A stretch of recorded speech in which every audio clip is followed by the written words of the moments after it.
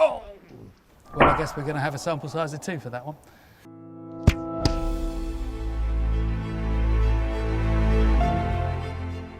Hi, it's Todd from Todd's Workshop here, and we're back with Arrows vs Armour 2. And I've got Toby Capwell, I've got Will Sherman, and I've got Joe Gibbs.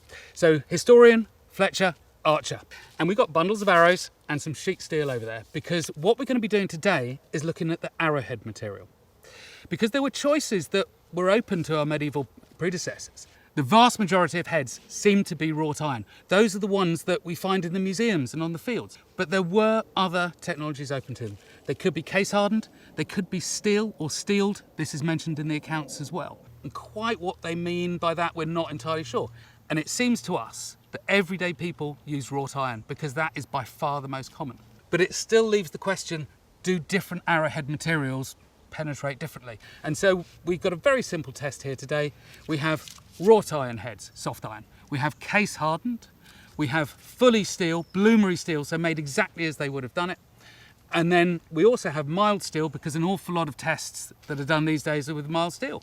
And so it's nice for us to know how they're going to work as well. We shoot them at a thin steel target that they should pass through.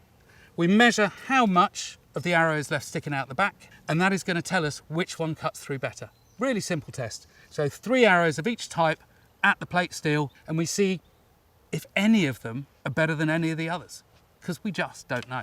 So for the tests, we need to choose. We can't be shooting all kinds of different heads in different parts of the test. So our test heads this time around are the Museum of London Type 9. It's what historically might have been referred to as a duckbill head sometimes. It's a head that's evolved specifically as a response to the proliferation of plate armor. It's quite stout, and it's got a sharp point, but it's a steep taper. So this is a head that's been designed to kind of resist the curling up and the blunting that's going to happen when you hit something hard. You know, there were other heads around in the early 15th century, but these seem to be very typical for the job that the English archers had to do at Agincourt. And that's why we've chosen this. Iron, we know, was really common and pretty typical. Some of those heads that come out of the ground that are now iron, sure, they might have been case hardened. But we don't have any evidence to go on to say how common that is. We don't really know how common steel ones were. They were probably pretty rare. But what we know is that these are reasonably typical. So we got to make a choice. That's what we're going with. But then all of our other tests allow us to calibrate and to interpret the primary shooting results. So the arrows that we're using are identical from nock to shoulder, apart from the head itself. They're all ash. They're all 1/2 inch at the head and about 1132 at the nock. They've all got horn inserts. They're all fletched low. They're bound. Some have got verdigris, some are bound in a more modern way. That's a cosmetic thing. So the arrows are all identical. The arrow heads are all the same shape. And the main reason we're using that head is because A, it turns up in museums the majority of the time. B, we know it's designed really to go through armour. That's what it's made for. But also, as an interesting point, in 1818, John George Woodford went to Agincourt, he dug it up as an interested party, and he found an arrowhead. And he drew it in a sketchbook, and that arrowhead is very similar to the arrowhead that we're using today. So the arrows are all identical. The arrowheads are all the same shape. What's different is the material used or the processes used to harden or not. The first one is going to be wrought iron, plain wrought iron, which is what we're going to use for our main test. The original head was wrought iron. The next head will be a case hardened version of that head, which has an ultra thin layer of really hard steel on the outside. We've then got bloomery steel versions of those heads, which are much harder. They're tempered, they're quenched, but they're a lot more expensive and time consuming to make. And then we've got a mild steel version of the same head, which is a modern familiar material which most people use for their tests.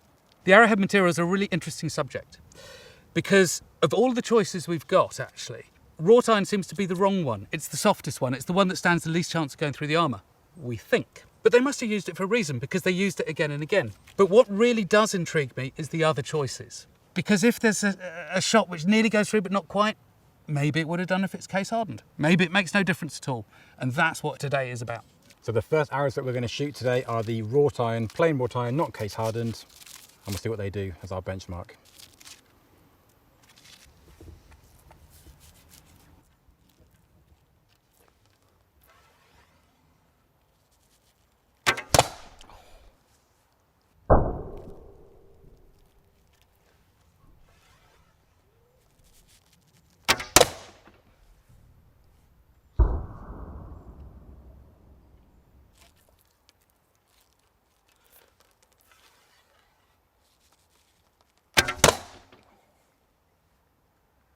Lovely stuff, Joe.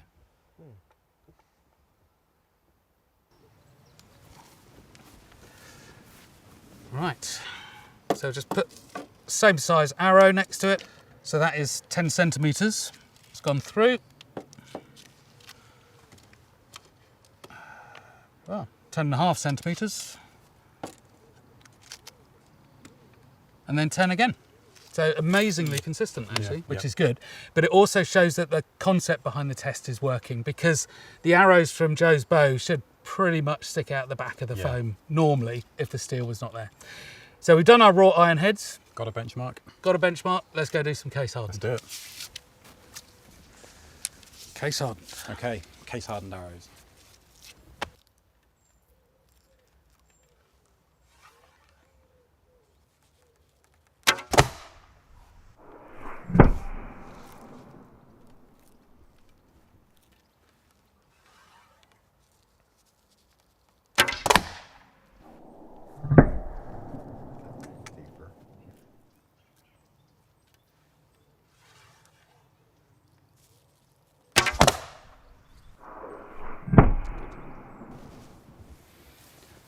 Right, so we have the case hardened heads that we've just shot.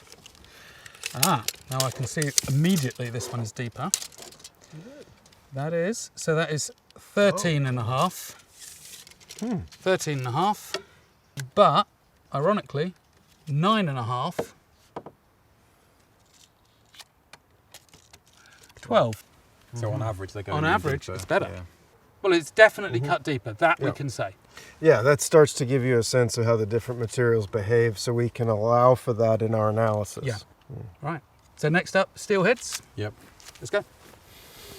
Okay, next we've got the bloomery steel heads, hardened and tempered.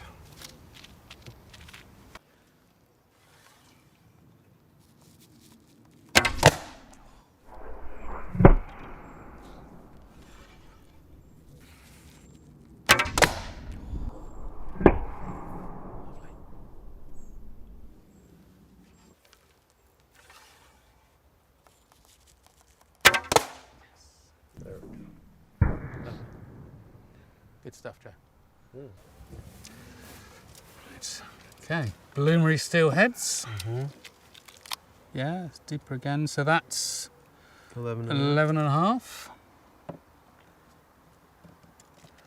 10.5, yeah.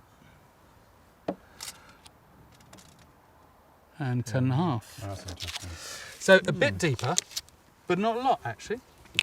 Now that, because I remember you saying, Will, how much longer these take to make. Yeah. And how much more expensive they Yeah. are. So For a not very big gain. They're Was the it same as 11.5 the first? it's, Yeah. it's certainly not enough gain to make it worth doing. They're going in less than the case hardened wrought. Yeah, yes, they're going in less than case hardening, and case hardening is an industrial, relatively cheap process. Yeah. And you were saying that you reckon it took you, okay, it's the first time 3.5 you've to- done them, but about 3.5, four times. longer, yeah. Not including making the billet. That's interesting. All right, well, that will come back for our conclusion, but it works, it goes in deeper, but at a cost. Yeah. All right, good. So last up is, well, the reference one really is mild steel. Modern mild, yeah. Let's see how that goes. Last of them, mild steel heads.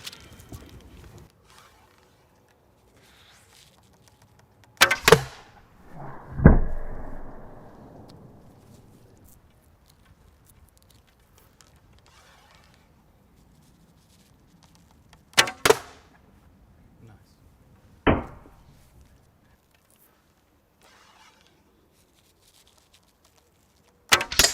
Oh! Well, I guess we're going to have a sample size of 2 for that one. That's fine. Right, mild steel. Well, the first thing to note, obviously, is that we hit the frame on that one. Yep. So that one died. But first up, 9.5. Okay. And then that one, Almost 10. almost 10. All right, well, let's call it 10. We'll be charitable. Well, what did we learn from that? So, first of all, Joe, I learned that you're a great shooter again, but I knew that already, so thank you very much. No problem. For me, obviously, case hardened and steel makes a difference. The question for me is financially, would that have been worthwhile? Because it's always a cost-benefit analysis. Yep. And steel, as you said, much harder to forge. Yep. Case hardened for me, my gut feeling is it's a mass production thing that's not that hard to do. I know they did it on Cranaquin parts. Augusto was saying that they did it on Armour, perhaps. You know, it's a technology they knew they could have done. We just have no evidence at all that they did it on Arrowheads. Yep. So what's your takeaway though? Toby, you go. Well, first of all, I think it's really interesting that there's not a lot in it. There's actually not even much in it when you add the bloomery steel to that. Certainly the performance of the steel is nowhere near what it would need to be to really justify the cost and the amount of trouble and time involved. The only extra process that really matters is the case hardening. That produces a demonstrable difference that matters in real terms. Otherwise, the other materials seem all to be basically kind of comparable. And that's encouraging because it means that, you know, that the use of the modern steel for people who are using that, that's basically legitimate. Yeah. You know, it's giving you valuable results. Yeah. If you want to do your own tests with the modern material. And Will, how do you feel? It's interesting for me because I know how long each process takes. So I know that the bloomery steel takes a good 3.5, 4 times more to make that head, not including making up the billet in the first place. And it didn't perform anywhere near as well as I thought it would have done. They went in by 0.5 as compared to the wrought. That's not enough. It's not good enough to be a difference. Yeah. And case hardening, it's a cheaper process, but it's actually giving you a skin of much harder steel than the bloomery steel. Yeah. So it's easier, it's cheaper, and the results are better. Yeah. It's a factor to consider, although it's still a little bit hypothetical. It is, but it also might be helpful when you look at the manuscripts and the listings and it says steeled, not steel. That's very What tantalizing. is steeled? Yeah. And that could be case hardened. But coming back again, what we are doing in these films is doing the normal, what we know they did a lot of. Yeah. And that's what we found out today. So it's going to inform our conversations as we go through these films. Definitely useful, really useful. But that also brings me back to the last point, which again is this is one of those films that the backers of the Kickstarter we did to fund this allowed to happen through the stretch goals. So thank you very much, guys. I hope you've enjoyed it, and there's more Arrows vs. Armour 2 films. Watch them.